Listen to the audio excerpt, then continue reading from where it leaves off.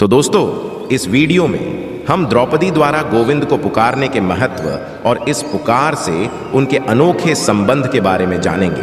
खासकर कुरुक्षेत्र के युद्ध के समय के संघर्ष के बीच द्रौपदी का अपमान, जब उसे कौरवों की सभा में बालों से घसीटा जाता है, उसका अपमान किया जाता है और पूरे राज दरबार के सामने उसे वस्त्रहीन किया जाता है। महाभारत के सबसे दिल दहला देने वाले पलों में से एक है। यह वह क्षण है जो उसकी आस्था और धैर्य की सबसे कठिन परीक्षा लेता है। बावजूद इसके कि वह इतने अकल्पनीय अत्याचारों का सामना करती है, द्रौपदी अपने विश्वास और शक्ति में अडिग रहती है और निराशा में नहीं डूबती। लेकिन सबसे आश्चर्यजनक बात यह है कि वह इस आघात का जवाब कैसे देती है। वह गुस्से में प्रतिक्रिया करने या क्रोध में डूबने के बजाय उस एकमात्र शक्ति को पुकारती है जिसके बारे में वह जानती है कि वह उसे कभी नहीं छोड़ेगा। गोविंद इस क्षण में वह केवल मदद के लिए नहीं पुकार रही है, बल्कि वह ईश्वर में अपने विश्वास को भी दृढ़ कर रही है। और यही इस क्षण को इतना शक्तिशाली बनाता है। कौरवों की सभा उस समय के भ्रष्ट और पतनशील समाज का प्रतीक है और द्रौपदी का अपमान शक्ति और विशेषाधिकार के अनियंत्रित दुरुपयोग के खतरों की एक कठोर याद दिलाता है।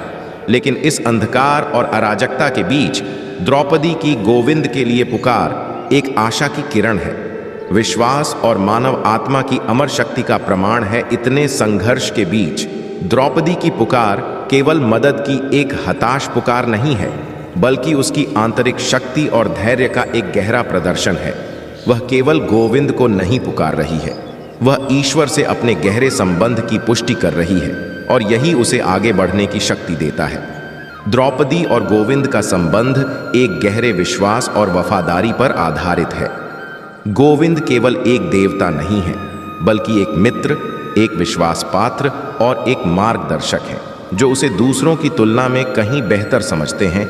वे उसकी आत्मा और दिल को देखते हैं और यही बंधन उसे सबसे कठिन समय का सामना करने का साहस देता है। उनके संवादों में एक गहरी भावनात्मक निकटता है और यही जुड़ाव उन्हें उस स्तर पर संवाद करने की अनुमति देता है जो शब्दों से परे है। जब द्रौपदी गोविंद को पुकारती है तो वह केवल मदद नहीं मांग रही है, बल्कि वह अपनी गहरी चिंताएं, आशाएं और इच्छाएं व्यक्त कर रही है। और यह भावनात्मक ईमानदारी उनके संबंध को इतना अद्वितीय बनाती है।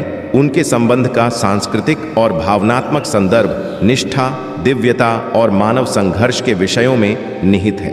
यह एक ऐसा बंधन है जो विपत्तियों की आग में ढला है और यही इसे उसकी ताकत और गहराई देता है। महाभारत के दौरान हम गोविंद को दिव्य हस्तक्षेप के प्रतीक के रूप में देखते हैं, लेकिन द्रौपदी की नज़रों में वह बहुत अधिक हैं। वे आशा, प्रेम और करुणा का प्रतिनिधित्व करते हैं। जब द्रौपदी गोविंद को पुकारती है तो वह केवल सहायता की याचना नहीं कर रही है, बल्कि वह अपनी गहरी लंबी इच्छाओं के लिए जुड़ाव, आराम और आश्वासन की तलाश कर रही है। यह क्षण गहरे व्यक्तिगत और सर्वव्यापक दोनों है और यही इसे इतना शक्तिशाली बनाता है। इस क्षण में द्रौपदी केवल गोविंद को नहीं पुकार रही है, बल्कि वह अपने भीतर की किसी गहराई को भी पुकार रही है। अपनी आंतरिक शक्ति, अपने धैर्य और अपनी आशा की क्षमता को यह क्षण इतना भावनात्मक रूप से प्रेरक और आत्म सशक्तिकरण से भरपूर है और यही इसे इतना अविस्मरणीय बनाता है। महाभारत में द्रौपदी का गोविंद को पुकारने का क्षण एक महत्वपूर्ण मोड़ है जो उसकी अडिग आशा और वह दिव्य समर्थन दिखाता है जिसकी वह अपने सबसे अंधकारमय समय में तलाश करती है। यह क्षण गहरे मानवीय और दिव्यता से भरा है और यही इसे इतना आकर्षक बनाता है। कई मायनों में द्रौपदी की गोविंद के लिए पुकार पूरी महाभारत का सूक्ष्म रूप है।